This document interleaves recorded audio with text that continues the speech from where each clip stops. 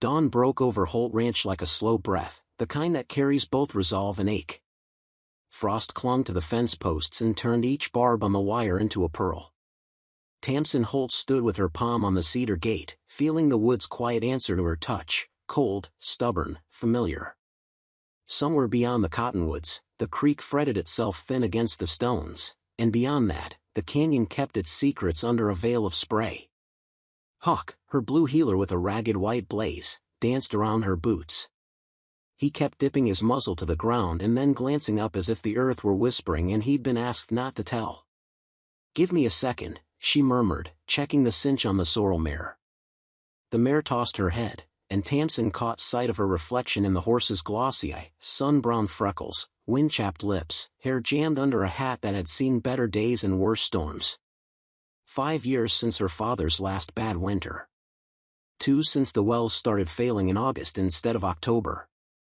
Last month she sold the old baler to pay the mechanic's bill on the battered truck. Grief, like debt, didn't announce itself, it just showed up and waited beside your coffee cup. Before we jump back in, tell us where you're from. If this story moves you, please subscribe. Tomorrow, I have a special story for you. She swung into the saddle and pointed the mare toward the pasture. Huck loped ahead, a gray stitch threading through frost. The sky was the color of a tin bucket. On the far ridge the dead pines made a dark comb against the light.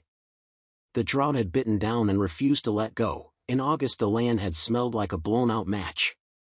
Now, in April, the ground carried that damp iron scent of ordinary hope. Hold, she told herself out loud, as if the syllable were a nail she could drive into a plank to keep this day from splitting. Hold the line. Hold the gate. Hold the world together.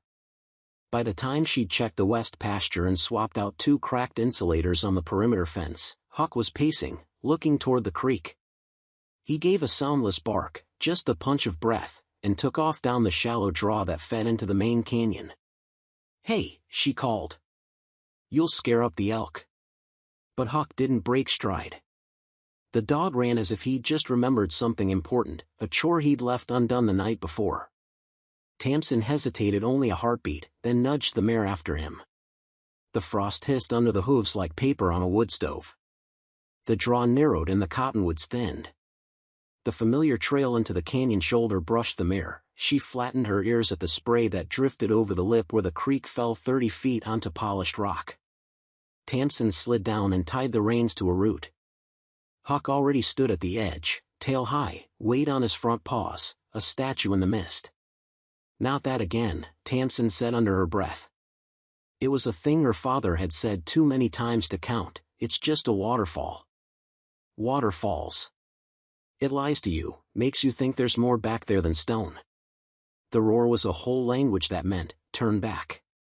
The world was simple when he said it, and he was still strong enough to lift a broken gate off its hinge like a loaf out of the oven. He was still here. Huck glanced back, blinked, and leapt to the ledge that tucked behind the sheet of water. "No," Tamsin said, but the word got eaten by the sound of the fall. She stripped off her gloves and jacket, tucked them into the saddlebag, and tested the slick basalt with her boot. Her breath fogged. The spray carried a cold so clean it felt like a truth. She picked her way down the ledge. The noise closed around her, not just loud, but occupying. Water had a weight you couldn't see, and that weight pressed on her ribs and skull until there wasn't much room left for thinking. Which was maybe the point. The world was a constant argument between what you could carry and what you could set down. Here, the waterfall did the arguing for her. Huck disappeared into the white. Tamsin followed, breath measured, eyes narrowed against the sheet. The water struck her shoulders, her hat brim, her cheeks, every drop felt like a coin of cold. For a second, the world was only mute light and force. Then she was through, under, and behind. Sound changed immediately, still there, but contained, as if someone had shut the door to a room where a band was rehearsing. The ledge widened into a natural corridor, the stone black and ancient, holed with tiny cups from countless winters. Huck shook himself in a spray of brilliance and trotted forward with that purposeful trot that said he'd known this was here all along. On the left wall, a seam of pale rock cut through the basalt like a scar. On the right, white Drew's crystals winked out of a dark pocket. The air smelled like pennies and wet wool. Tamsin set her palm to the wall. It was colder than ice at first, then the cold eased into familiarity the way grief does when you finally stop arguing with it. "Okay," she breathed. "Show me." The corridor jogged and ended in a round chamber where the waterfall's light thinned to a gray spill like winter noon. Here, silt had piled in a crescent and hardened under a crust. Huck pawed at the darker patch at the center, then looked up with the solemnity he saved for rattlesnakes and newborn calves. Tamsin crouched, slid her fingers into the damp earth, and felt the give of something not stone. Not root. Flat. Edged. Easy, she told herself, and drew back her hand. The nail beds were a pale blue. She flexed life back into them and went to work, scooping with her palms and then with the old folding knife she kept in her back pocket for twine and stubborn feed bags. The silt smelled of old leaves and iron and the ghosts of fires that had never quite happened. 2, 4, 6 minutes and the outline resolved, a rectangle not much longer than her forearm, about as wide as a ledger. It was wrapped in oilcloth that had once been green, now the color of pond water after a hailstorm. Somewhere under the fabric, wood knocked faintly against wood when she shifted it, as if it were apologizing for being buried so long. She lifted the bundle out of the earth and held it in the waterfall's dimmed light. The oilcloth had been tied with a leather thong that had gone stiff with mineral and time. It cracked when she moved it. Her father's voice rose uninvited. "If it's been hidden, it's hidden for a reason." "So are wells," she answered aloud, surprising herself with the steadiness in her voice. Huck tipped his head as if the logic were sound. She worked the knot free and smoothed the oilcloth back. A cedar box, notched, finger-jointed, stained dark. The lid wore a brand burned into it, 2 interlocking crescents with a vertical stroke through the overlap. Not Holt. Not any neighbor she knew. The brand struck her as older than the county, something made when men signed their names with bones. "Who are you?" she asked the box, and then felt ridiculous for talking to wood. The lid was secured by 2 small brass hasps and a lock centered between them, the kind of lock that wanted a fine key. No key, of course. But the hasps themselves were only tacked into the cedar with tiny brads, and the brass was green with age. She took her knife and worked the tip under the first hasp. The wood didn't want to let go. It protested in small groans that sounded too much like old men getting into trucks. She paused, listening, because she'd learned that listening is a tool like any other, and when the waterfall's voice didn't change, she tried again. The hasp lifted with a small, astonished sound. The second followed. The lock held the lid shut by habit only. When she pushed her thumbs against it, the nail of the cedar gave like stubborn bread crust. The lid eased back. Inside, the first thing was a map. Not modern. A hand-drawn thing on parchment, edges creased and frayed, ink dark as the wing of a crow. The map showed the canyon, the waterfall, and the folds of land where Holt Ranch sprawled like a sleeping beast. A narrow line, not the creek, ran east and then dove into a series of blue hatch marks that might have been a spring or a seam of water under stone. A note in the corner, in a script that squinted like a man who didn't trust his own words. Water under the basalt shelf. Proven summer of 38. Tapped with iron pipe. Keep silent. Her mouth went dry. 1938, the drought years. The year her great-grandfather had almost sold out to the railroad. Her father had told that story at the kitchen table with his hat on the back of his chair and his thumb emphasizing the dates against the wood like a stamp. No one had mentioned an underground vein. No one had mentioned a secret pipe. Below the map lay a ledger, narrow and long, bound in cracked leather. Tamsin lifted it out and felt the old paper complain like evergreens in wind. The first page bore a name in the same pruned handwriting. E. Orchestral, Foreman. For when this land changes hands, because it always does. She swallowed. Her chest felt too small. Hands, yes. Land changed hands like a deck of cards in a game played by men who made the rules as they dealt. E. Orchestral. She said it under her breath. The name tasted like iron and dust. She turned the pages with care. Entries from 1936 to 1942, notes about fence lines, winter hay, calving numbers, and then, threaded through like a separate current, the pipe. Located seep above Glass Rock Hollow. Men from the CCC made a drill from scrap. 3 weeks of work. Flow constant in late August. Hidden the inlet with rocks. Cemented over. Tell no one. Water right claimed in the name of Holt, papers in town, judge bought with beef. She stopped. Her scalp prickled under her hat. The ledger's blunt honesty made her want to look over her shoulder. Judge bought with beef. Tell no one. Keep silent. Christ, she whispered to the stone. Huck sighed. Beneath the ledger lay a small canvas pouch. It clinked when she touched it. Gold, she thought, and then immediately hated herself for thinking it. Hope made a fool of your hands. She opened the pouch and let a few coins fall into her palm. Not just coins, double eagles, St. Gaudens, heavy and indifferent to her breath fogging over them. She had only ever seen them once, in town, behind glass, where men leaned and said the word collectible like communion. 5 coins. 10. 15. 20.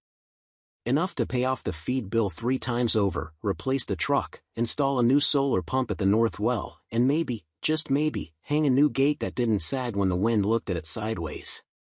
Her eyes burned. She set the gold back gently, as if it could bruise, then lifted the final item, a flat tin with a sliding lid. Inside lay a key the length of her thumb. Its bow had been stamped with the same twin crescent brand.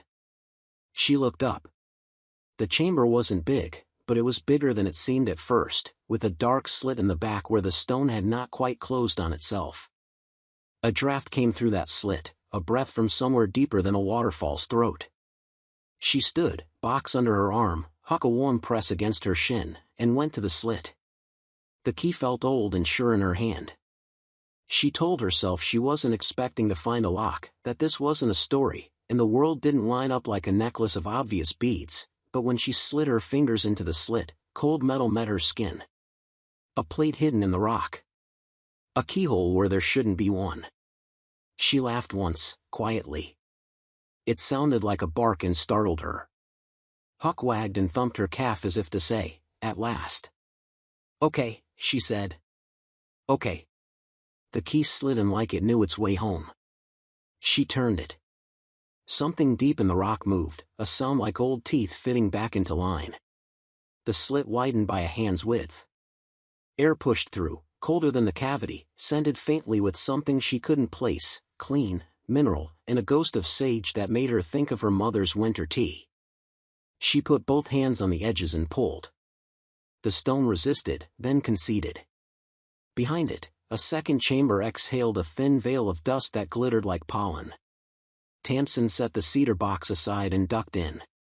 She knew better than to go deeper without telling anyone where she was going. She knew better than to go anywhere alone where a misstep could turn a woman into a 10-second story in the paper and a decade of silence afterward. But sometimes a life narrows to a single rope, and you take it and hope it leads you out instead of further in. The second chamber was longer and more deliberate. Not natural. The walls, rough chiseled. The floor, tamped. And at the far end, a door made of iron, encrusted with minerals that gleamed like frost, and set with the twin crescent brand at heart height. She walked toward it, her breath a visible thing in the iron-still air. The door's edges were tight as a jaw. A round aperture sat below the brand, the size of a silver dollar, and the faintest hum pressed at the bones around her ear, the kind you don't hear with your head so much as with your teeth. Not possible, she said to no one. Not down here. Huck's ears flattened. He gave a low sound that wasn't a growl exactly, but the deep tick of a clock that knew more than it could say. She held the key to the aperture. It wasn't right, too small. She knelt and pressed her ear to the iron. A faint resonance flickered against her skin, like a machine thinking. Memories unspooled against her will, her father, late one night, the lantern low, saying he could hear the land if he sat quiet long enough. It talks, he'd said. Not with words. It tells you when it's emptying out. Tells you when it's forgiving you. Tamsin set her palm against the brand. The iron was not as cold as she expected. Or rather, the cold came with a counter heat, a thin steady warmth like a sleeping animal. "Old man," she whispered into the iron. "What did you bury? And why did you trust a waterfall to keep your mouth shut?" She examined the door again. The aperture had faint scoring around it, marks like someone had pressed a disc in and rotated it over and over. A combination, maybe. Or a valve. She looked back at the cedar box, at the St. Gaudens shining like bottled light, at the ledger with its indecent truths. If she went back to the ranch house now, called the sheriff, called a lawyer, called anyone, the door would become a spectacle. The county commissioner would arrive in a clean hat, men in boots too new would draw lines on paper and say words like jurisdiction. The cave would fill with voices that had never bled for this land. The hum would drown in a great human roar. She took 2 steps back and set the cedar box on a dry patch of floor. The ledger she placed on top. The gold she tucked into her jacket pocket like a bad idea she wasn't willing to risk leaving behind. Then she returned to the door and put both hands to it again, the way you hold a body before you lift, feeling for balance, for the give that all heavy things secretly have if you ask them right. She pressed with her palms and leaned her shoulder in. The door answered with a sound like a sigh pulled through stones. It gave a fraction. Water was patient, rock was older, but iron loved a command. She worked at a hand's width, then another.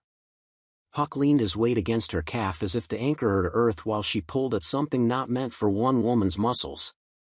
The hum grew, not louder, but closer, filling the seams of her with a steady, almost living tone that reminded her of thunderstorms still 2 valleys away. A higher note joined it. A whisper of air moved over her knuckles. She felt, absurdly, as if she were waking something that would open its eyes and know her name. "Come on," she grunted through her teeth. "Come on, you old." The door released. It swung inward a slow inch, then another, stuttering on hinges that had swallowed a century. Cold air slid past her face and carried with it the unmistakable smell of machine oil, old and sweet, and the green dust of canvas. She reached for the flashlight clipped to her belt. The yellow beam shook once and steadied, a coin of light thrown into a world that had not asked for it. The room beyond was not large. On the left, shelves sagged under the weight of wooden crates stamped with codes she didn't know. On the right, a bench held a hand drill and a stack of paper-wrapped rods that looked like bolts or perhaps something more intent. Straight ahead, on trestles, sat a cylinder the size of a man, wrapped in oilcloth banded with wire, the fabric grown translucent with age where it stretched over the roundness underneath. The banding had the same brand pressed into its buckles, twin crescents, vertical stroke. Something like laughter rose up in her throat and got trapped there, too dangerous to let out. Not joy. Recognition. She didn't know how she could recognize what she was seeing without ever having seen anything like it, but her body did, the way a calf knows which udder is its own in a pen full of frantic bodies. She took a step forward. The cylinder made no sound. The hum she'd felt was not from the object itself, but from somewhere beneath the floor, the rock, a hidden conduit singing the simplest song the earth knows, water, moving. The ledger's note flared in her memory like a struck match, flow constant in late August. Hidden the inlet with rocks. Cemented over. Tell no one. The cylinder was not a bomb, not a boiler, not a tank. Or rather, it was exactly none of those, and a little of each. The oilcloth crackled under her fingers when she touched it, and under the cloth something tapered and was capped in copper. A pipe fitting? A valve? She backed up, slow, and turned the flashlight on the crates. The topmost had softened under damp, but the stamp could still be read, RECLM. DIST, 6, Field. Another, CCC, Tools 1940. Another, its lid pried halfway up, inside, spools of insulated wire sealed in wax paper, bright as bees under honey. Orchestral, she said, a name that was a key of its own. You were building a throat into the rock. A throat, and a tongue in the shape of copper and wire. The flashlight skittered across the bench. paper, folded in careful quarters. She slid it open with the gentleness of confession. A diagram. Not elegant, functional, like a fence diagram scrawled on a feed sack, but it showed the cylinder like a tight sprig of rosemary and arrows pointing to the creek, the basalt shelf, the valve, the air bell, and then, in a circle at the bottom, the words, "When the river goes thin, turn the world." She laughed. Actually laughed. It echoed in the chamber like it had been waiting there for decades just to have something to answer. Then Huck's shoulders tightened under her palm, and he lifted his muzzle toward the narrow slice of light that was the corridor back to the waterfall. The dog didn't bark. He breathed purpose. Outside, beyond stone and spray, a sound had changed. Boot leather on wet basalt. She killed the light. The dark folded over her like an apology. She stood perfectly still and listened the way her father taught her to listen when a winter storm walked down off the ridgeline. She heard the waterfall's endless rejoinder. She heard a stray rock click against another. She heard Huck's soft exhale. And then she heard a voice shaped by the canyon until it no longer sounded like a voice at all but like an intention. "Tamsin?" It wasn't a question that needed an answer. It was the way a person says your name when they're already certain you're in trouble. She didn't move. She gave the dark her breath and let it have it. The corridor amplified the sound of a body moving sideways, feeling the wall. Then the shape of a man backlit by the spill of water, hat brim notch, rifle held in his near hand not aimed yet, its barrel angled down, the way a generous man holds a snake he'd rather not shoot unless he has to. "Step out where I can see you."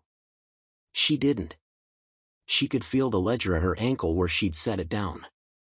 The gold in her jacket pocket was both weight and betrayal. The man shifted again, careful, professional.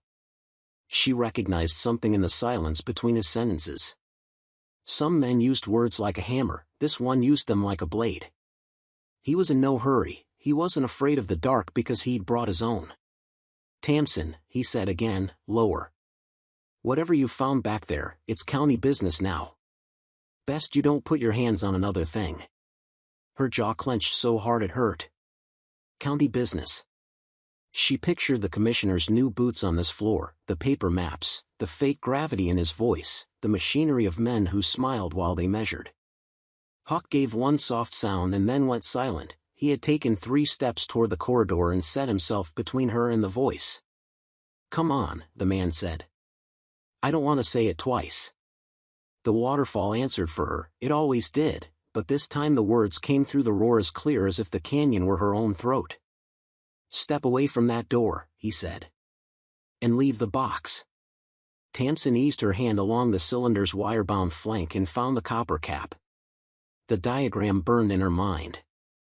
"When the river goes thin, turn the world." Her fingers found the valve's grip. The man took one slow step closer, water sliding off his coat like a permission. "Tamsin," he said, almost kindly now. "Don't do anything you can't undo." Her palm tightened on the valve. Huck's heart beat under her boot like a second pulse, solid as the land that had named her. She drew an air that smelled like iron and winter sage and old machine oil, and she did the simple, most complicated thing a person can do when life narrows to a single rope. She turned. She turned. This story took us a long time. If you like it, subscribe. Now, back to the story. The copper valve resisted like a jaw clamped shut. Her palm slid, the knurling biting skin, and the cylinder's oilcloth rasped under her sleeve. Huck pressed close, steadying her hips with his shoulder. She gave the iron a fraction more of herself, not just muscle but wool, and the grip broke free with a sound like a low groan caught in a throat. The hum beneath the floor deepened. Not louder, exactly, truer. A note she could feel behind her teeth, in the hinge of her jaw. It traveled up her arm like cold light and took a seat in her chest, polite and undeniable. The air changed, something quickened, and the waterfall's roar above the corridor turned a shade hollower, as if the world had been unstrung and rest-rung one turn tighter. "Stop," the man said from the corridor, voice flat, trained to be heard over engines and weather. "That's far enough." Tamsin looked down the barrel of the dark. She couldn't see him, just the shape the mist left behind. A drip fell and burst on rock like a tiny silver flower. She turned the valve another quarter turn. The floor answered with a shiver. The oilcloth-wrapped cylinder flexed as if it had taken a breath for the first time in decades. Somewhere beyond the iron door, under the basalt shelf, something surrendered, a seal giving up its long-held oath. Water moved. Not wildly. Not with the brute tantrum of floodwater. With intention. A quiet animal rolling over in its sleep. The man swore once, as if he'd stepped where he thought there was ground and found air. A lamp snapped to life, hooded, not a flashlight stab but a miner's careful coin of light, glancing off basalt, off mist. He had the rifle in the hand that wasn't holding the lamp. Badge on the coat, not a county star, too plain for that. State brand inspector? Water board? His face stayed in shadow. Back away, he said again, softer. We're past asking. Tamsin didn't move. The valve had reached its stop. The hum settled into a steady vowel, the kind a mother makes unconsciously to quiet a child.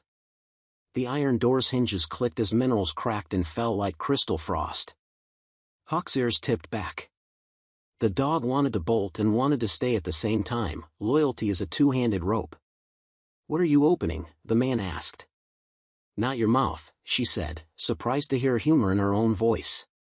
Huck's tail thumped once, as if applause were permitted. The man exhaled through his nose. You're not the only one who can hear the earth. A footstep. Then another. Deliberate. He carried a kind of patience that wasn't kindness. Stay, Tamsin told Huck. The dog went still as a poured post.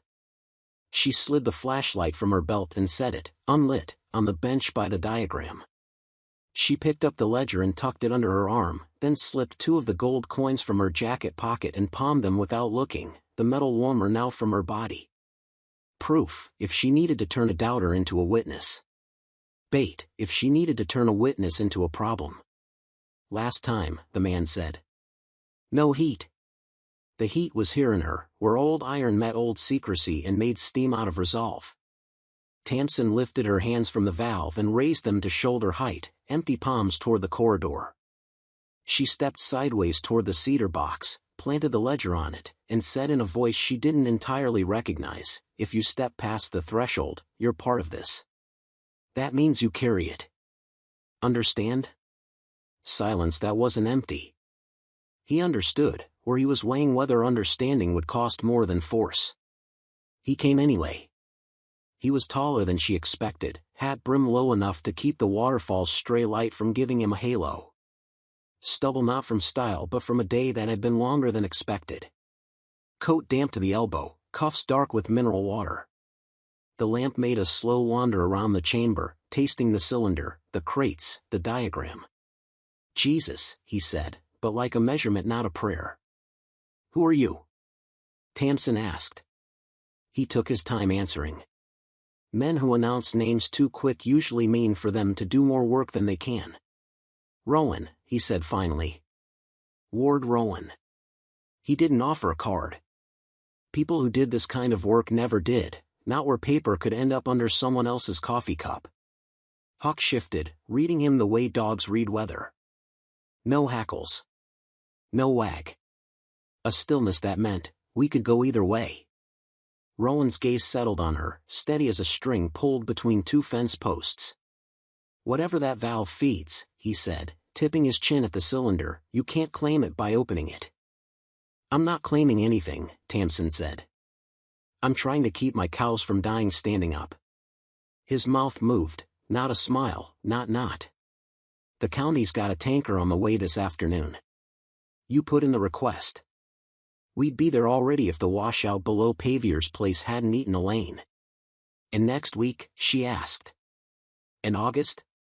And after the tanker runs one well too close to the edge and the driver has to live with what the arroyo took. Rowan looked at the ledger's cracked spine as if it were a small animal that might bite. What else is in there? Water rights, she said. Names and bribes. And a map that says my great-grandfather's foreman was smarter than anyone gave him permission to be. Water under basalt, he said, glancing at the open pages. A lens. If he tapped it, somebody signed off.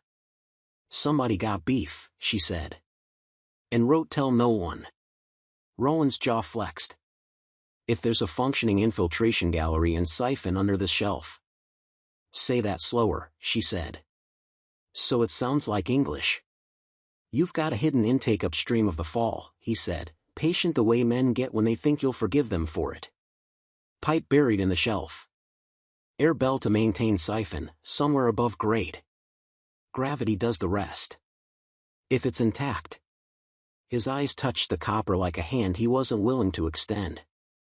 It's intact, Tamsin said, because she could hear it, hear the whisper in the iron floor, the low vowel in the rock. The cylinder seemed to be waiting for a word she almost knew. You open that all the way without surveying, you could blow the face off the fall. No threat, no drama. Plain sentence. Plain danger.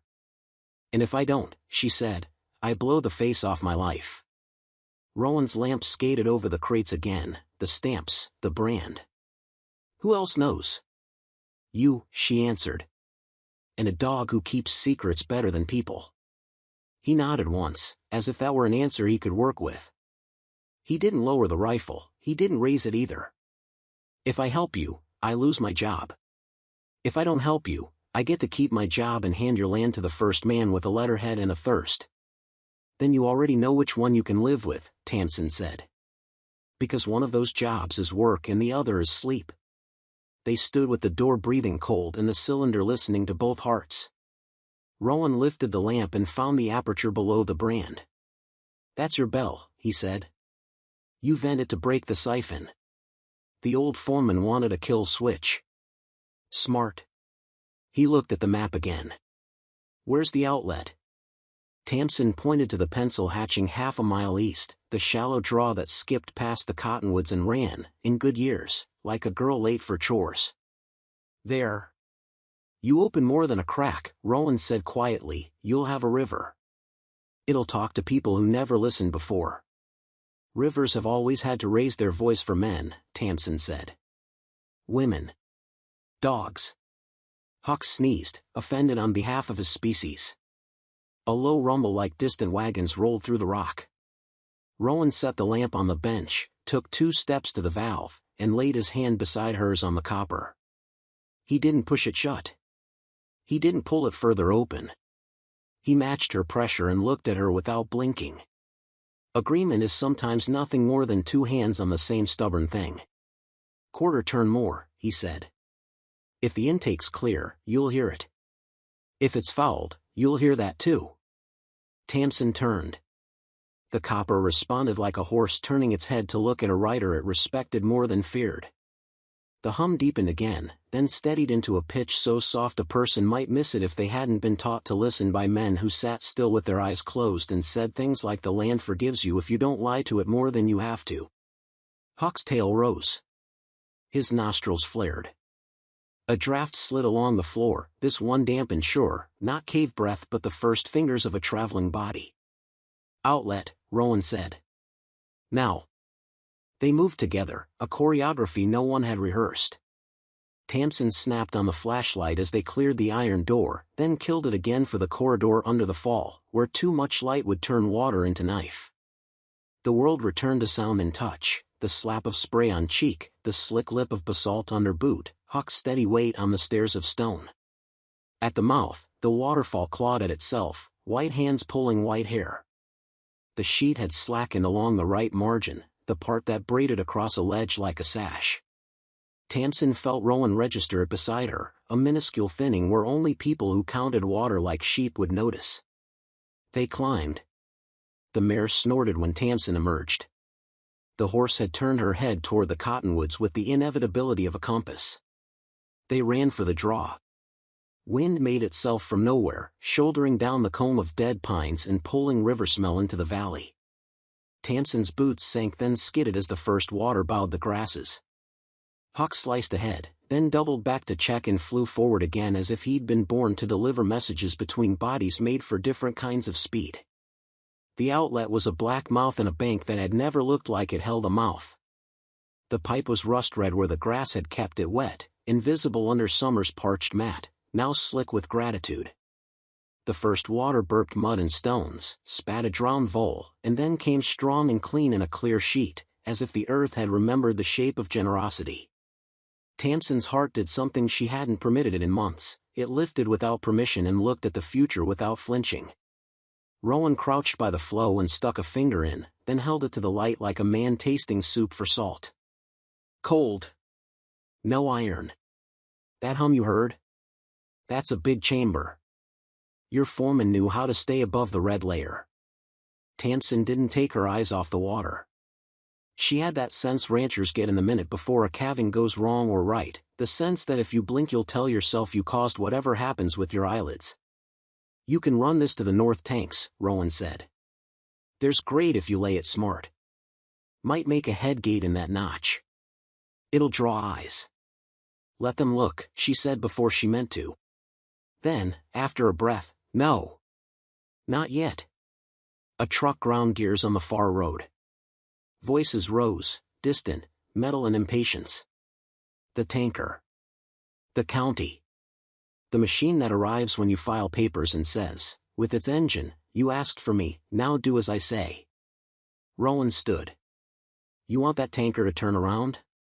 Tamsin watched the water carve a new, honest channel through the grass and couldn't help it. She smiled, and the smile hurt in the places that had been tightened for too long. I wanted to drink and then go tell its friends we're closed. Rowan's mouth did that not smile again.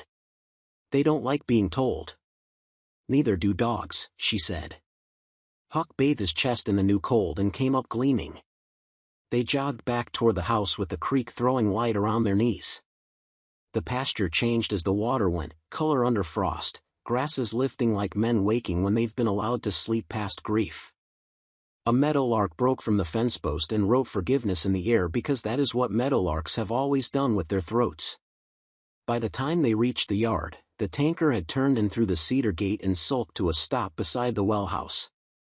Two county men in fluorescent vests climbed down, their reflective tape making promises they couldn't keep.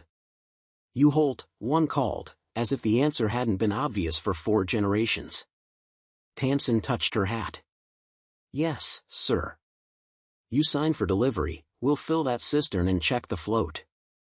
His gaze slid past her shoulder to Rowan. Not a nod. The kind of man who saved nods for bosses. Rowan showed him nothing. You had a washout on Pavier's grade, he said. You'll want to run at half load going out. The man spat dust. We'll want to do what we plan to do. The other one had nicer boots and an iPad. Miss Holt, he said, warmer, because he'd been taught warmth gets doors open faster, we'll need a quick look at your storage and your... He stopped because Huck had walked between him and the well house and set his chest the way a man sets a hand on a table when he's about to make the one point that matters. It's all right, Tamsin told Huck. The dog relaxed by 1/2 inch. The man with the iPad took that 1/2 inch like a gift he would not acknowledge. You won't need to fill the cistern, Tamsin said. We've got a supplemental source. The man with the bad boots repeated her sentence like a foreign phrase he'd been given to memorize and did not trust. A supplemental source. The canyon, Rowan said. Historic system.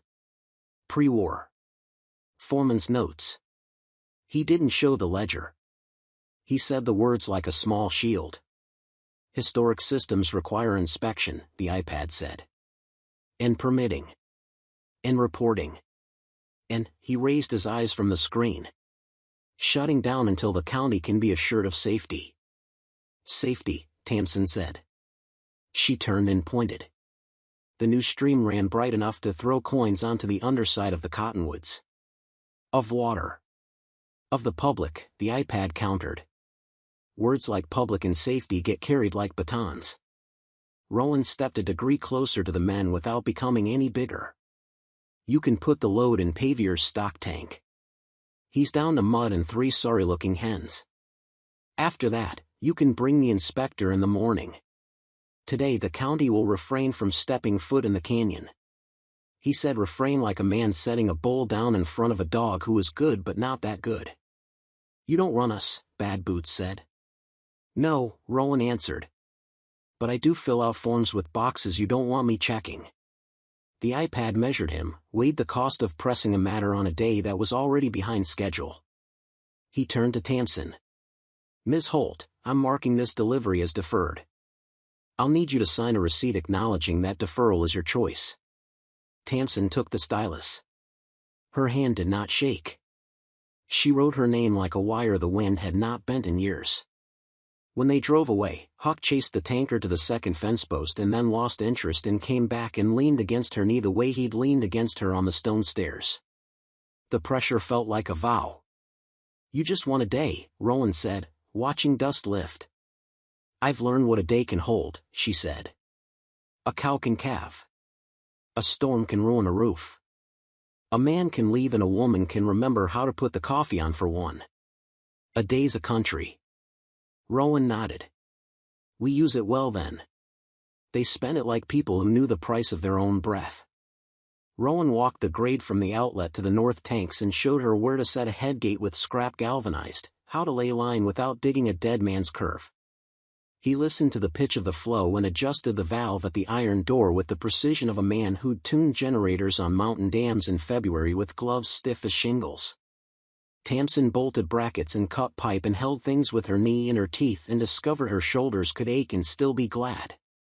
Huck ran messages without words. He told them where deer had cut the draw last night, where a coyote had considered the idea of chickens, where a child stood squinting behind the kitchen curtain because a neighbor's truck had pulled into the yard. Imogen Pavier stepped out of that truck as if she'd grown it instead of borrowed it, braid like a rope coiled over her shoulder, eyes that saw all of a thing and then decided whether or not to care. She took in Rowan, the pipe, the bright new water, and then Tamsin's face. What did you do? Imogen asked, in the tone of a woman who will bring bread without making a speech about it. Turn the world, Tamsin said, and then shook her head at her own words the way you shake your head at a colt that has decided every plastic bag is a ghost. There's an old system. Kestrel built it. I opened it. Kestrel, Imogen repeated, tasting the name. My granddad used to say that word like he was spitting out a seed. Said Kestrel could find water in a skillet. Your granddad talk about judges bought with beef? Tamsin asked lightly, and watched Imogen watch the question like a hawk watches an open field for movement. He talked about men who kept books for themselves, Imogen said. And women who learned to read those books when the men went to Idaho for work and didn't come back. Rowan nodded to her. Afternoon. Imogen nodded back like a neighbor who would let a stranger move fence posts if he proved he knew how to hold a post hole digger without hurting it. I brought bread, she said to Tamsin, lifting a towel-wrapped loaf as if it were a logic that made itself. And news. What kind? Tamsin asked, and felt the world tilt half a degree because she already knew.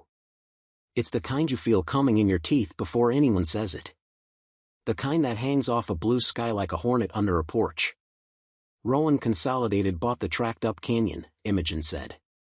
The old Ingersoll place. Word is they want a bottling plant. Spring-fed artisan glacial purity. They've got a drone in the air this morning mapping public sources of non-point flow. She did the quotes with her fingers like a woman folding a paper she had no use for. Rowan said, looking at the ridgeline as if a man's name could be a weather system. He's been sniffing around the basin since January. Imogen's eyes moved between them. You know him? Knew his father, Rowan said, and the past tense did not make the world feel any safer. His game is buying thirst and selling the story. Tamsin's hands went cold in the spring sun. Huck leaned harder. The hum in her bones, that note she'd welcomed when the valve turned, found a dissonance under it, a thin metal whine that didn't belong to stone. Drone? Tamsin asked. Imogen tipped her chin toward the east. A small anxious buzz under the meadowlark's ladder. Over the county road half an hour ago. Wanted to look over fences. The sheriff told them no air above private land without permission, and they told him the sky was not as to police. The sky doesn't forget, Tamsin said before she knew why she'd said it. Rowan's gaze returned to the canyon. They'll smell your water from a map, he said. And if they can't have it, they'll try to make you prove you should. Imogen cut the bread with a knife that had a history and handed Tamsin a heel thick enough to be supper. "You're not alone," she said. "What you do next, you don't do alone." "Next," Tamsin repeated. The word was a bridge over a river she hadn't seen until she was on it. She looked at the ledger on the cedar box under the porch eaves. She looked at the brand on the inside of her gaze, twin crescents and a stroke. She looked at the water making itself a new fact. They moved into evening with work in their hands and the kind of talk that is mostly breath and names for tools. Rowan set a temporary head gate, a sheet of galvanized with a handle welded on and a hinge that had once been an axle bracket. Imogen fed them and then walked the line with them, because it's one thing to bring bread and another to see where the water goes and know which neighbor will claim it in the dark if you don't hammer your name into the post. By last light, the north tanks had begun to fill. The float moaned once and then rose as if forgiveness had a specific weight. The cattle came without calling. Cows know what a day can hold too. Under the porch, Tamsin set the cedar box on her lap and opened the ledger to the end. After Kestrel's last entry, 1942, an inked line drawn hard enough to dent wood, someone had written a sentence in pencil so faint it almost wasn't there. If you read this, then you heard it too. She stared until the words soaked, until the pencil made itself bone. She wrote beneath in a hand that had signed for diesel and fencing staples and a mortgage extension when the banker pretended not to know her name. "I did." She closed the book. The drone came back after dark. You don't think a thing like that belongs in the dark until it does. Men make machines to pretend they are owls. The buzz was faint at first, like a fly that had survived a frost that should have ended its calendar, then fuller, rising and falling, reading the draws. Rowan was already on the edge of the yard, listening, rifle pointed at the ground, eyes on the stars where no stars moved wrong. "They'll thermal the outlet," he said, voice low, as if speaking too loudly would teach the machine a new word. "Follow the heat to the head gate. See the line you laid." Imogen's braid drew a line down her back like a plumb bob. "And then?" "They'll file an injunction," Rowan said. "And call the paper. And pony up a grant for school lunches so the headline uses the word community a lot." Tamsin stared at the canyon. The waterfall's voice changed at night. It always had. It went from public to private, from a broad song to a throat-sung truth that was just for those who knew the way under. Her father used to sit on the back step and smoke and listen and say nothing for so long the night forgot to be afraid of itself. "Can we hide it?" she asked. "Turn it off until morning?" Rowan shook his head. "You break a siphon, you might not get it back without digging." "They'd like that." "Then remove it," Imogen said. "Make it a mirror. Make it so what they find isn't what we're doing." Rowan's head tipped, a small, sincere respect. "You have lumber?" "Plenty of stubborn," Tamsin answered, "which is a kind of lumber." They worked by headlamps, Imogen and Tamsin slinging plywood where the thermal would see it as a bright false channel, Rowan dragging brush to rough the outline of a string where none ran. Huck loped the perimeter and came back with burrs like metals.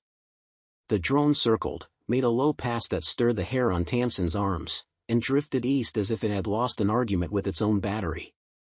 "Not tonight," Rowan said when it was gone. "But tomorrow they'll come with a truck and a man who knows how to say neighbor until he owns your kitchen." Imogen hung her headlamp on a nail and stretched her back. "Let him try. My grandma taught me the word neighbor too. It means the woman who knows where you keep your flour and how to fix your gate while she's borrowing it." They laughed then, not because anything was funny but because laughter is how humans vent a bell. Near midnight, with the head gate holding and the decoy channel looking sufficiently arrogant, Rowan walked back with Tamsin to the canyon. The stars did that thing they do out here, burned so hard they cooled your cheeks. At the waterfall, they stood side by side and listened. The hum through the basalt was clear as a hand on a door. "You hear it?" Tamsin asked. Rowan nodded. "That's life you turn on." "It was here," she said. "We just forgot to ask." "People like Rowan teach forgetting," Rowan said. "Then sell you the memory in a bottle with a label that makes you feel handsome for buying it." Tamsin lifted her hand to the spray, palm up, like prayer or arguing with God. Tomorrow, she said, because she had to say it out loud to make it a place she could stand. What do we do when they bring the paper and the sheriff in the sky? Rowan leaned, not touching, a body's width from a promise. We make this theirs, he said. Before they can make it theirs. We show water to the people who forgot they owned it. Owned, she repeated. Steward, he corrected. Words are fences. You choose where to pound them. They walked back with Huck carrying a stick as if he'd been assigned a portfolio. Just before the porch, Tamsin stopped. The ledger's final page had another mark she hadn't noticed under day's light. Not words. A brand. Not the twin crescents with the stroke she'd already learned, another, a K nested in a circle, small as a coin and pressed so lightly the paper had swallowed it.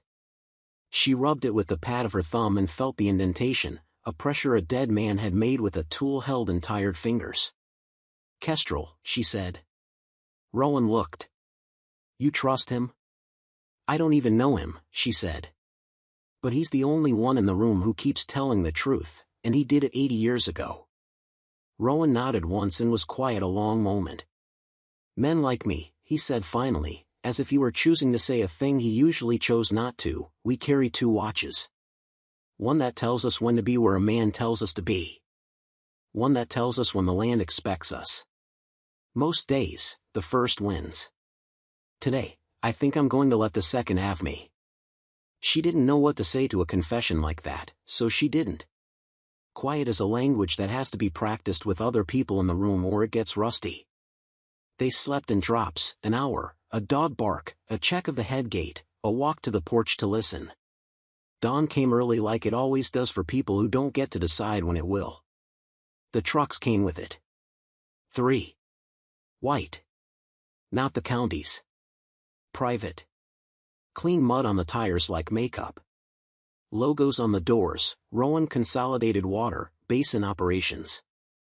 A 4th vehicle behind them, the sheriff, familiar blue, a man Tamsin had known since he got his first belt he didn't have to share with his older brother. He stepped out with his palms open like a man arriving at a family argument with a casserole. Rowan himself didn't step out. Men like Rowan seldom do. They keep themselves in reserve so their names can enter a space before their bodies. A woman did, 40, immaculate boots, clipboard that looked like it had been ironed. 2 men in field vests and expensive sunglasses fanned out and immediately began being helpful to the sheriff. Miss Holt, the woman said. I'm Claire Partridge, acquisitions manager for Rowan Consolidated. First, we want to say how committed we are to being responsible neighbors. Imogen, standing at Tamsin's shoulder, coughed the word neighbors under her breath like she'd bit a pepper flake. We've acquired the Ingersoll tract up canyon, Partridge continued in a voice that could have sold toothpaste to wolves. We're exploring a small batch spring water facility with an emphasis on local jobs and stewardship. Our preliminary survey suggests a non-point discharge has appeared on your parcel without a permit. We'd love to partner with you to ensure compliance and mutual benefit. Rowan had moved to stand beside the cedar gate. He didn't touch his rifle. He touched the top rail with the way a hand says, this is part of my arm. Compliance, Tamsin said. Mutual benefit. She pointed to the herd chalked against the north pasture, heads down over troughs that no longer echoed. Benefit looks like that. She pointed to the canyon. Compliance looks like a ledger from 1940. You want to read it? Partridge's eyes did a small fast thing that said yes and no at the same time. We'd like to avoid a legal escalation, she said with a smile. We're prepared to offer a substantial easement fee for access and maintenance of the spring. That means guaranteed income for your operation with no outlay on your part. It's a win-win. Say a number, Imogen said pleasantly. It will be useful to know how much you think a woman's spine is worth. Partridge's smile did not change. That is what corporate smiles were bred for. $700,000 for a 40-year term, she said. Annual maintenance fee indexed to inflation. Plus a community fund for the school and a road improvement package for the grade. Old Walt patted the pipe. She's singing at A, he said, and no one asked what that meant because it didn't matter. It was a blessing shaped like accuracy. Night thinned and clarified. Stars shouldered in. The drone returned once, then veered off, confused by the mirror of thermal they'd laid for it. Emotions rose and fell like a school of fish. There were hands on shoulders and coffee cups, and children carried asleep to truck benches to be blankets. At 9, there were still 40 people at the head gate. At 10, 20. By midnight, a dozen stubborn as fence posts. Imogen brewed coffee on a camp stove and told a story about her grandmother outrunning a banker in a truck with no brakes. They laughed. Then they listened again, because listening is what makes a thing belong to you. At 1, Rowan rose from the galvanized sheet and put his ear to the metal. The hum under the basalt had shifted. Not the pitch. The tempo.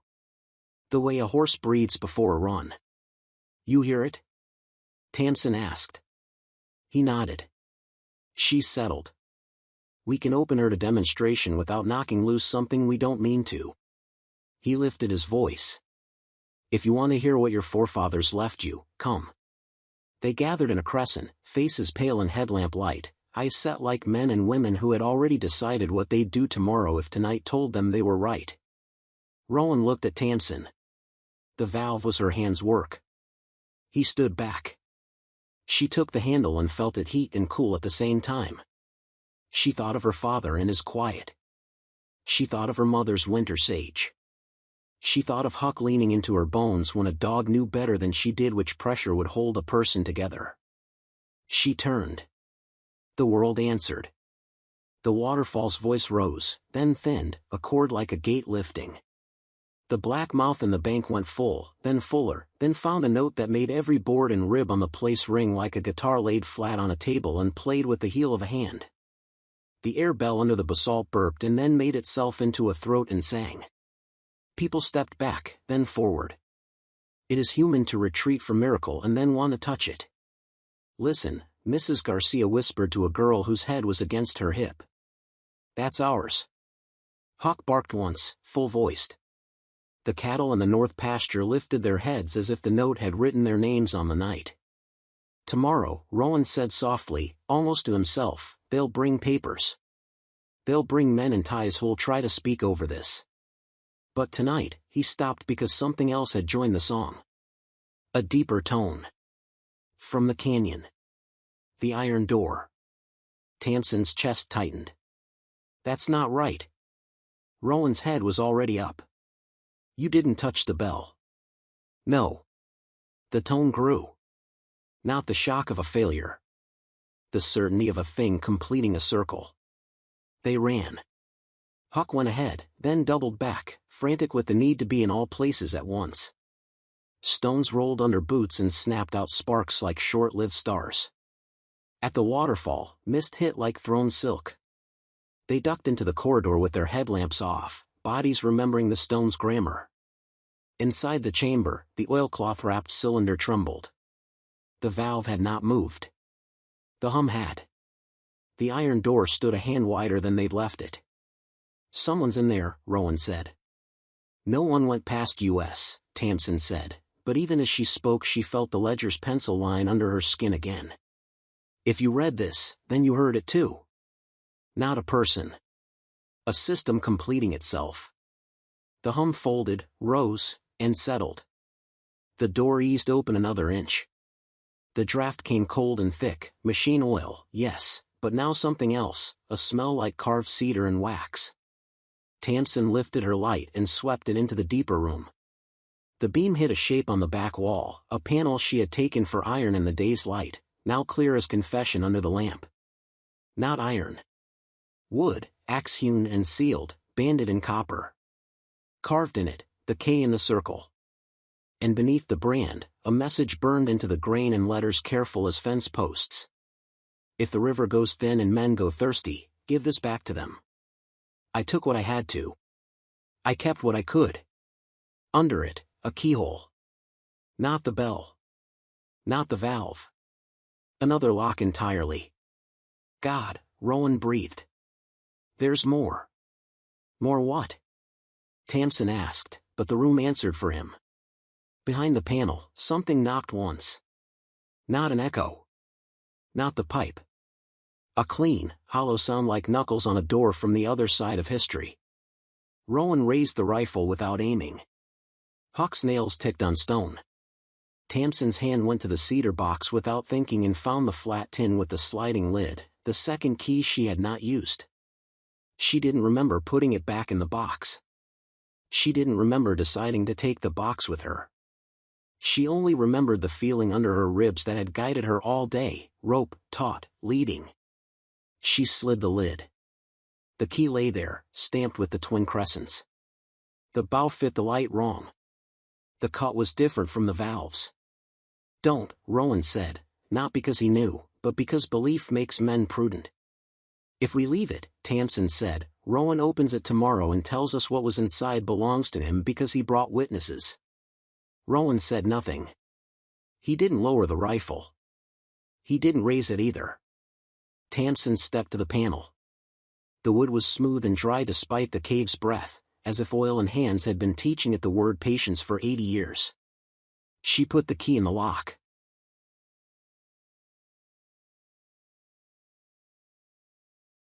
It fit. The metal turned with a resistance that wasn't age, but intention. She looked at Rowan. He didn't nod. He didn't shake his head. He did a smaller thing. He set his palm against the wall beside the panel, as if to steady the room in case the world decided to lean. Tamsin breathed once and turned the key the last fraction. The panel sprang, a scene she hadn't seen releasing like an argument that had finally found its other half.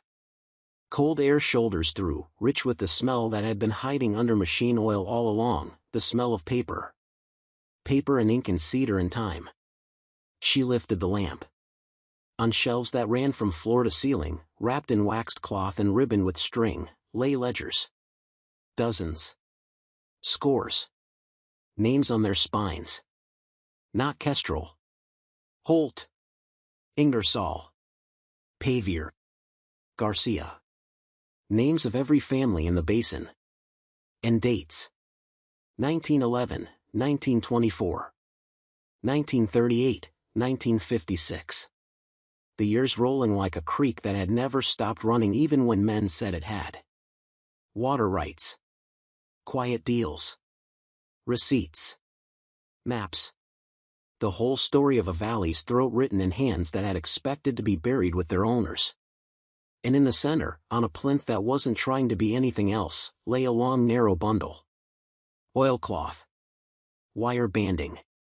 The twin crescents pressed into the buckles. A tag tied to it with twine so old it had petrified into a kind of glass. On the tag, in pencil that had not faded, for the one who hears it. The knocking came again. Not from the shelves.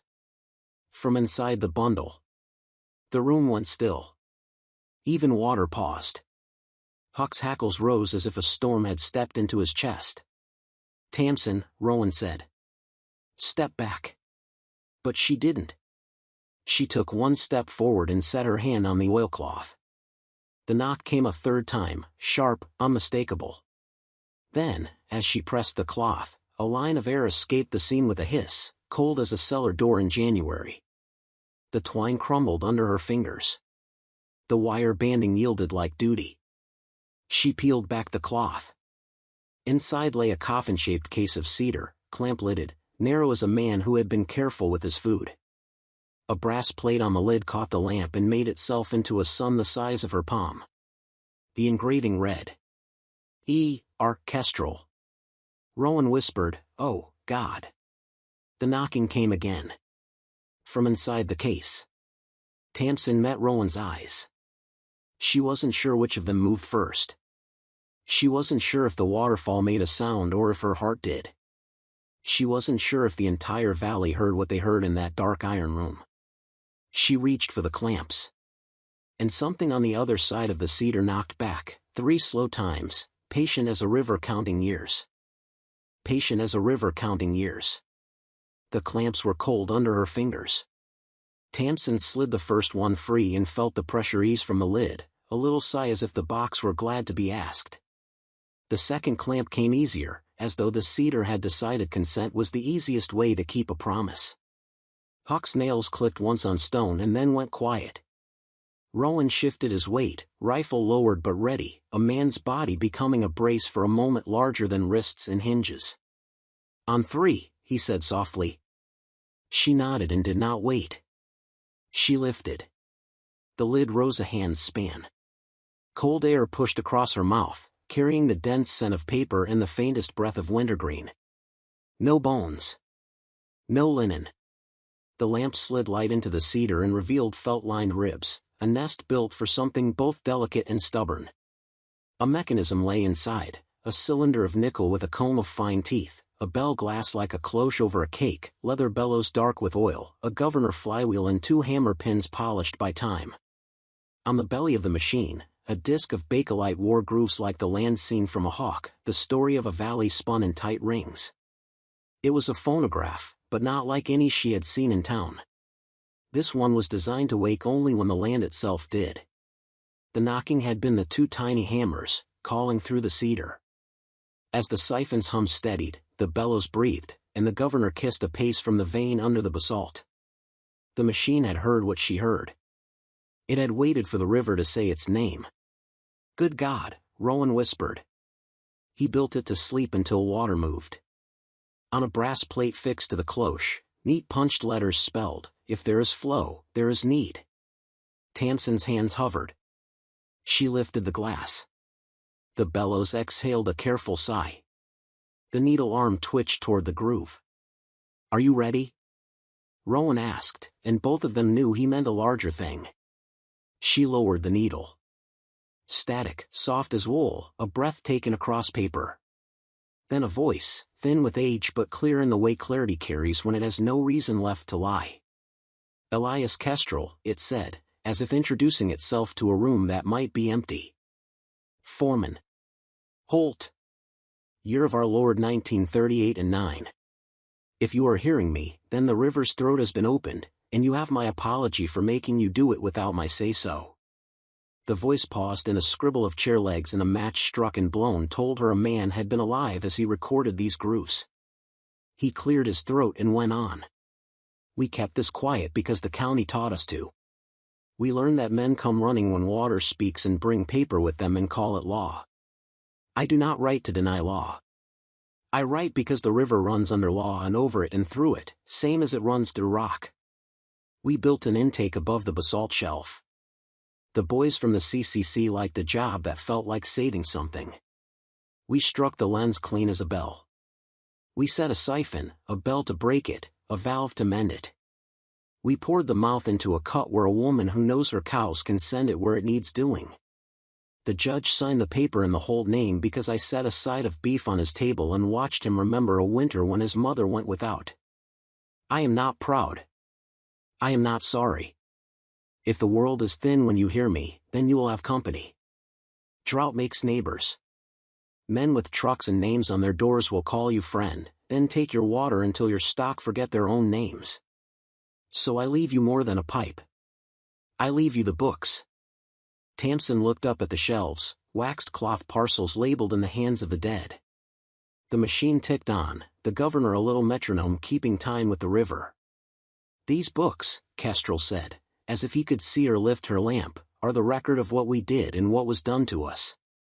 Rights filed for the valley and the valley's names. When the men in town took them into their desks, we took a copy home and put it under the fall. Deeds. Maps. Receipts. Who signed? Who fed who? Who looked away? If you bring this to daylight, it will make a storm. It will also bring rain where paper has kept clouds chained. Be ready to choose which you can live with." The bellows gave a soft wheeze. The needle walked a ring.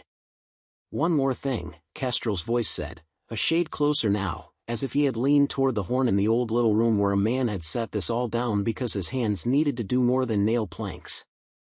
"We are not decent if we forget what we are stealing when we make things neat. The river belongs to the rock and the willow and the men and women who listen. Don't let anyone sell the memory back to you. If you are the one who hears it, then it's yours to keep only if you can give it away." The comb hissed to a stop. The hammers tapped twice as the governor wound down, polite to the end. Tamsin's vision blurred. She did not blink. Grief does that, makes the air thick because a truth has remembered your name. Huck put his chin on the cedar case like a dog does when he has just decided to stand still for a ceremony.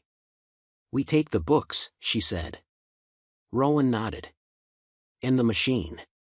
We don't have time to bring all this up before court, she said. But we can bring enough to teach tomorrow how to hear. Huck sneezed as if to say that tomorrow was an untrained horse's name. They loaded the ledger parcels into burlap feed sacks, Garcia 1924, Pavier 1931, Ingersoll 1935, Holt 1918, names that were not letters on cloth but shoulders at potlucks, voices at auctions, palms on gates. Rowan carried the phonograph like a casket and never let his eyes stray from the steps.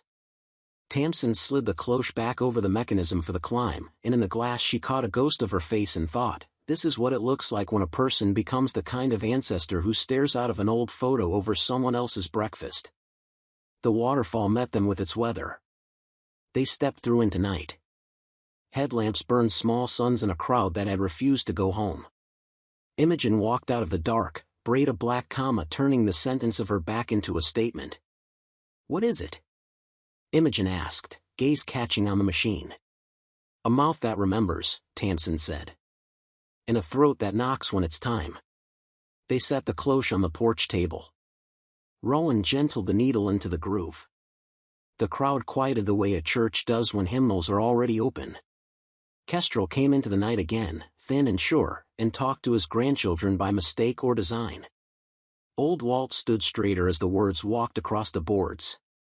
Mrs. Garcia's eyes filled and did not spill. The sheriff took his hat off, not because law required it, but because a man does that when someone who built his county speaks from a box like a sermon nailed to cedar. When the record finished, nobody clapped. The machine didn't expect it. The valley didn't ask for it. Tomorrow, Imogen said, we carry that into court? We carry us, Tamsin answered. The machine if they let us. The ledgers if they don't. She lifted the feed sacks. They were heavier than beef on a bad day and lighter than guilt. We bring enough to show a judge what the river is when it's not a brand. You'll need a copy made, Mrs. Garcia said, already calculating how much toner the school copier had and whose password could borrow the county's ink without any soul debt. Rowan, the sheriff said, grudging and real, you going to stand with them? Rowan's jaw worked once. I'm going to stand with the water. That'll do, the sheriff said. That's what we always meant when we forgot to say it. They slept less than men brag they can and more than fear permits. Dawn was the color of new nickels. Huck was already on his feet before Tamsin was, which was how she knew the day had more names than hours. They drove to town in a procession that looked like a funeral if you didn't know how many calves could be saved by a flow of a certain pitch. Trucks. A horse trailer. Mrs. Garcia's van with a banner a child had painted in school blue tempera, the river belongs to the listeners. Claire Partridge had brought a suit pressed so sharp it could shave a fence post. Rowan's field men had notebooks that would later become affidavits. The courthouse smelled like lemon cleaner indecisions. The judge was the new kind, the kind who had a law school certificate at exactly the angle that told you he preferred straight things but had learned to like how a slant felt in his mouth when the right donor wanted it. The injunction came first, as if paperwork went faster downhill than a horse at dusk. Temporary restraining order, Partridge said, voice even, to cease unpermitted diversion from an unadjudicated source pending a determination of ownership and impact. The judge opened his mouth to say the word granted because that word always arrives for those who wait with a checkbook. Rowan stood. Your Honor, Ward Rowan, Basin Operations, State Water Board. He did not hand up a business card. He handed up a stamped form with 3 boxes already checked and the 4th waiting. Motion to remand to board jurisdiction under California Water Code Section 275, seeking immediate on-site investigation of alleged historic beneficial use and drought emergency mitigation. Partridge's smile did not change. That is why some smiles are paid a salary. Your Honor, the board is welcome to weigh in as amicus. Relief here is equitable and immediate. Rowan did not look at her. Immediate relief before facts can be established is the opposite of equitable counsel. He kept his eyes on the bench, where men like him know where to point their arguments even when the room tilts. The judge tugged his robe as if it were too tight across a history of lunches. "We could walk for days in the weeds," he said, trying neighbor and finding it fit better than he expected. "Ms. Holt, is it?" Tamsin rose. The straps of the feed sacks had carved dents in her shoulders. She was glad for them. "Yes, Your Honor."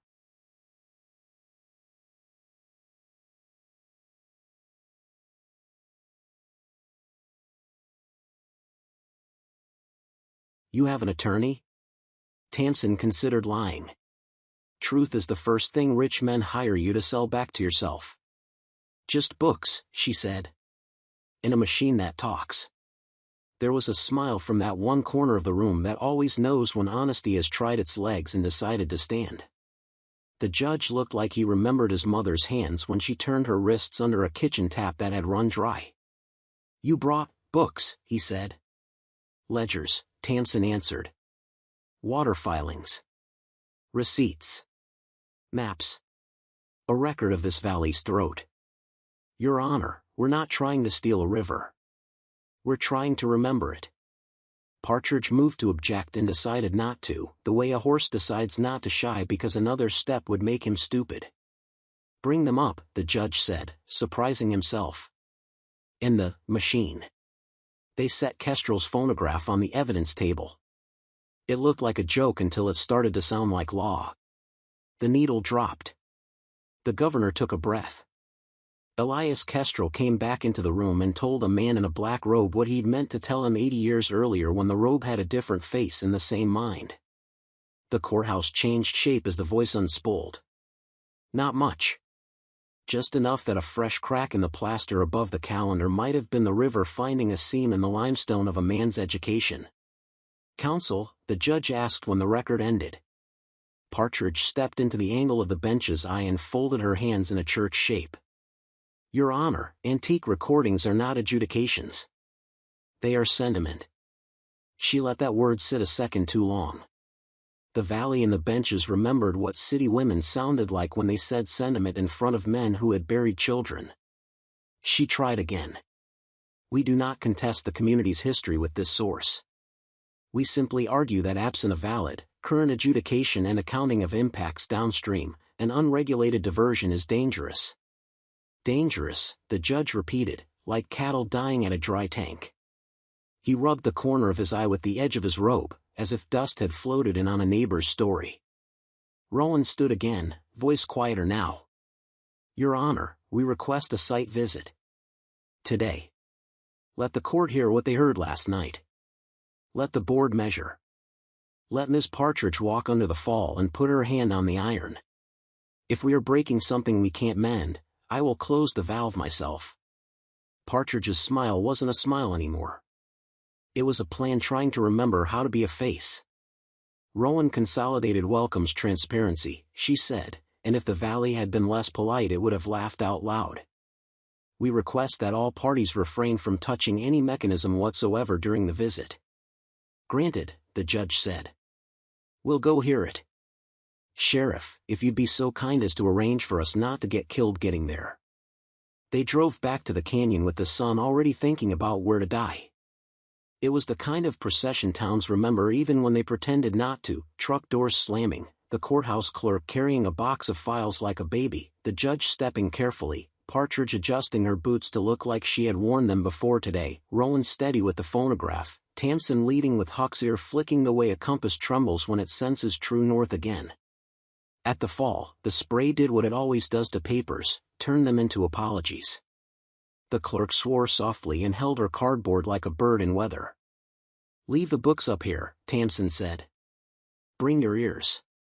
They went in 3 at a time, the judge, Partridge, Rowan. Then the sheriff and the clerk and Mrs. Garcia because she had waited too long to be told to wait longer. Imogen put a hand on Tamsin's back and pushed without pushing. "Go," she said. "It knows your boots." The iron door breathed its cold on their faces.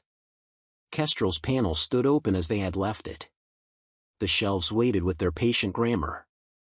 The phonograph sat on a rock like it had grown there, which is what truth looks like in rooms where water thinks. Partridge stared at the valve and the bell and the cylinder and recited a list in her head of engineers who could write reports that began with the word non-compliant and ended with the word mitigation. Rowan didn't look at her. He put his hand on the iron. "Feel it," he said to the judge. The judge did, because his mother had raised him to do what men told him to do when it sounded like what his father would have told him if his father had lived long enough to teach him a thing or two. The hum traveled up his palm and into his sleeve and into the place behind his heart that had remained empty even when he had thought he'd filled it with opinions. He didn't take his hand away. Partridge put hers on the metal. The cold surprised her, and then the warmth did. Her face did something it had not been paid to do in years. She was a smart woman. Smart women always hear it when they have been taught the wrong song. "Your Honor," Rowan said quietly, stepping back, "this is what we ask you to weigh. Not just paper. This." The judge nodded once and then remembered he had to say words in public. "We will take testimony outdoors," he said. "I prefer not to write on wet law." He looked at Partridge. "You can ask your questions there." They stepped back into the bright world and into a crowd that had multiplied while they were inside. Trucks from Up Valley had arrived. The Paviers. The Ingersolls who hadn't sold. Men and women Tamsin didn't know by name but knew by the way they set their feet, people who had built their day with their hands. Partridge took a breath shaped like a page and began, "Ms. Holt, when did you first discover the Kestrel system?" Tamsin said. "Yesterday morning. Huck showed me." She put her hand on the dog's head. People laughed and then stopped because this was not the kind of laughter that tolerated itself. "And you opened the valve without consulting the county?" "A healer knows when to bring the cows to water," Tamsin said. "I did what I was bred for." "Do you intend to maintain this diversion indefinitely?" "I intend to steward it," she said. "I intend to keep the bell, and to teach those who don't remember how to hear it." Partridge's lashes lowered and opened. "You understand that water law cannot be decided by a record player." She tried to make the last words contemptuous and found she couldn't. She had heard Kestrel, and that was now part of her. She would have to outrun that voice for a long time if she meant to keep her job. "That machine didn't decide anything," Tamsin answered. "It told the truth. Paper can follow." Rowan stepped forward with a map sketched from the shelf diagram and the ledger entries. "The intake is above the iron layer. No drawdown of the creek at current flow, the lens is independent. Outlet returns to the watershed within the parcel. Proposed head gate allows shutoff. We propose a monitored demonstration period under board supervision." He looked at the judge. "We'll file weekly reports. You can send anyone you like to listen." The judge looked at the faces in front of him and behind him and found that his robe was heavier than paper and lighter than a hand on his shoulder. "Motion to remand is granted," he said. "Temporary restraining order is denied without prejudice. The board will oversee a 30-day demonstration under emergency drought mitigation, with open site access for inspection.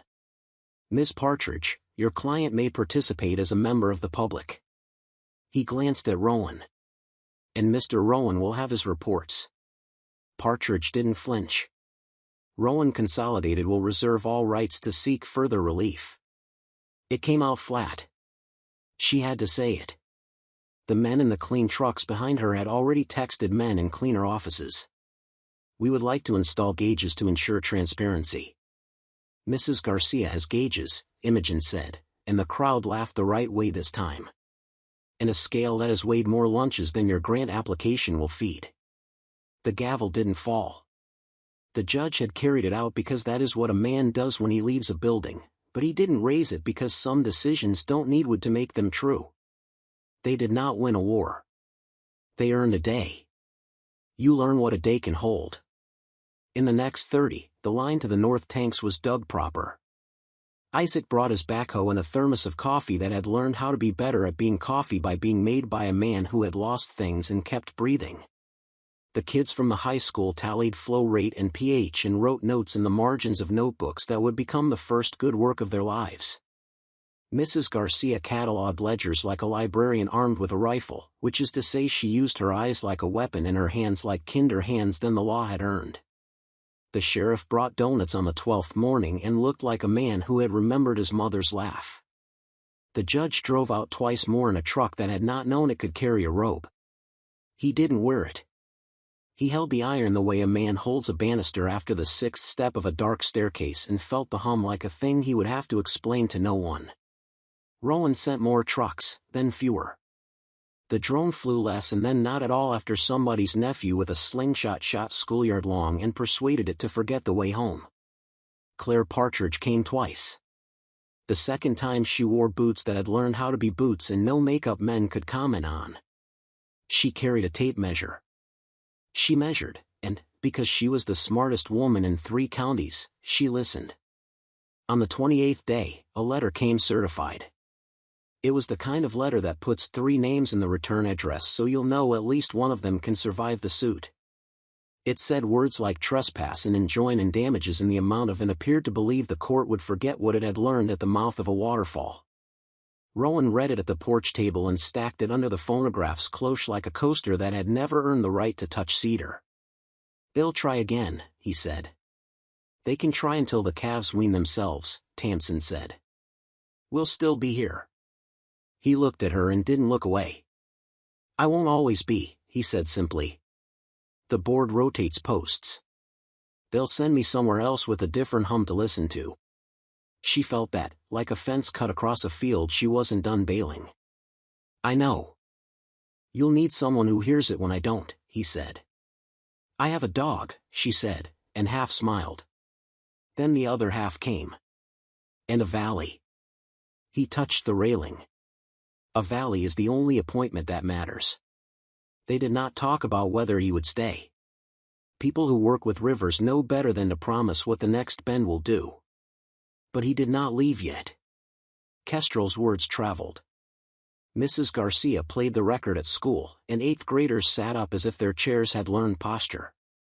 The newspaper did a front-page story that surprised itself by being good. Old men who had always bought gasoline at Rowan's station drove farther and paid more without complaint and told the clerk why. The clerk nodded and said she understood even though she didn't, she would. Time does that to people when truth has knocked in their bones. On the 30th day, the board held a public hearing under the cottonwoods. A woman with a gray braid down to her hips, a hydrologist with 3 degrees and 1 good sense, presented the measurements. "Independent lens," she said. "Minimal impact to surface flow. Net benefit to basin ecology given current drought conditions.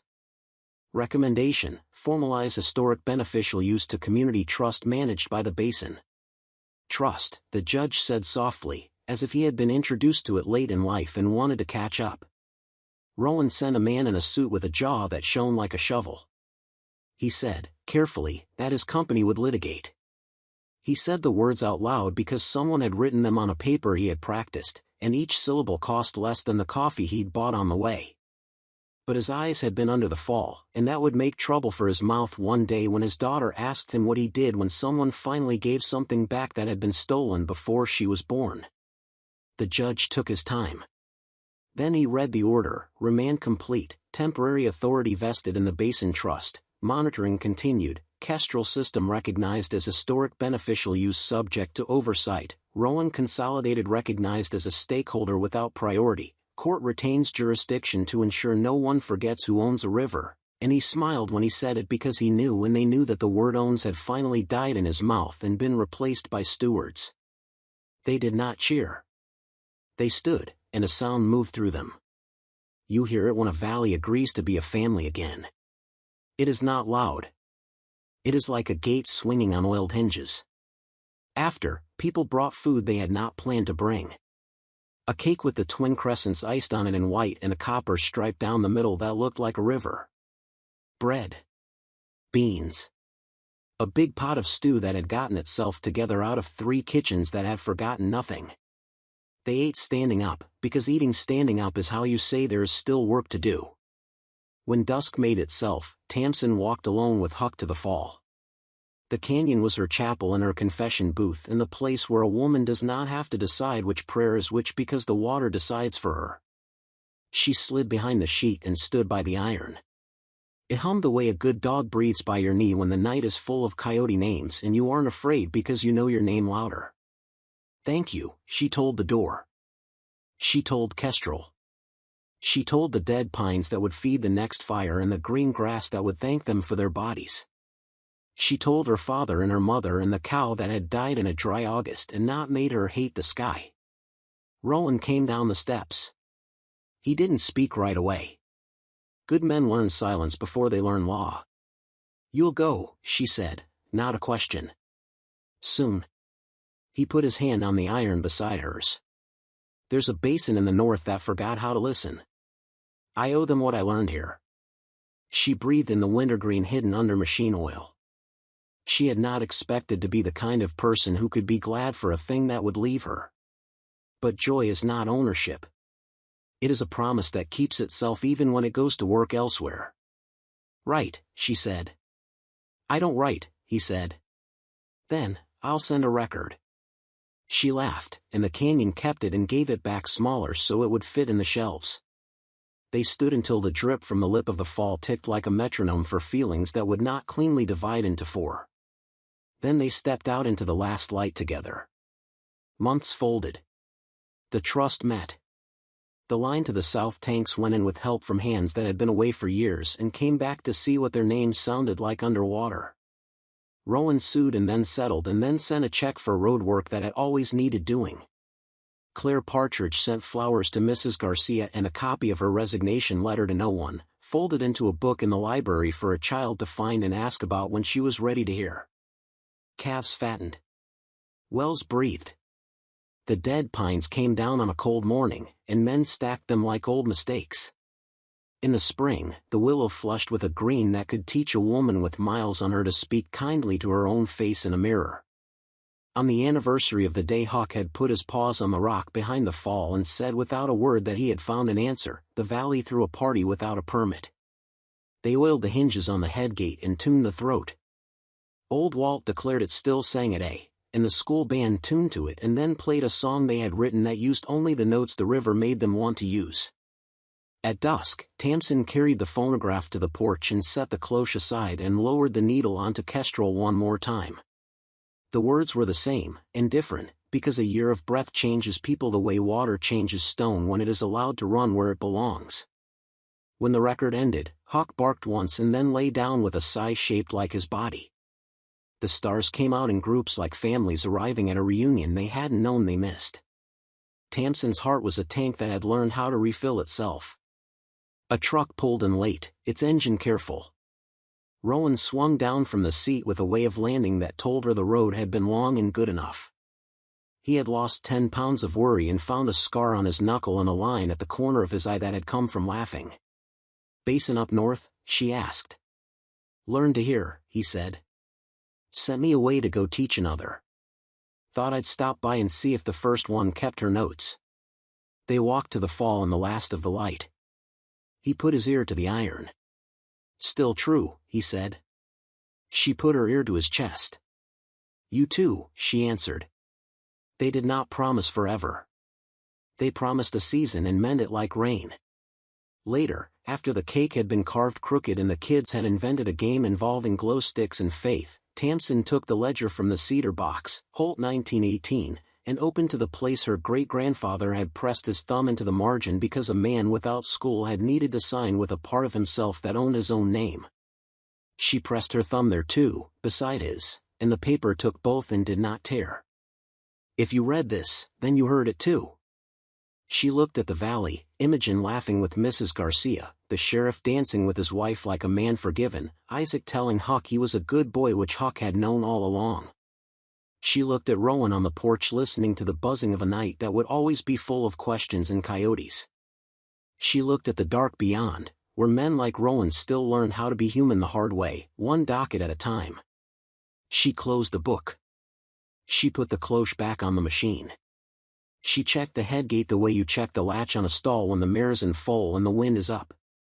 She set her hands on the rail and felt the wood's quiet answer to her touch, warm now, and familiar. The sky, never the counties to police, threw a meteor across itself like a signature. Someone cheered. Huck lifted his head, then put it down. A good night when a dog can rest is a basin's reward. Tamsin took a breath she had earned. She had held the line. She had held the gate. She had held the world together long enough for the world to remember how to hold itself. In the valley, grateful and alive and humming like iron that had found honest water, held her back. 2 more great stories are next. Don't miss them. Subscribe and turn on notifications.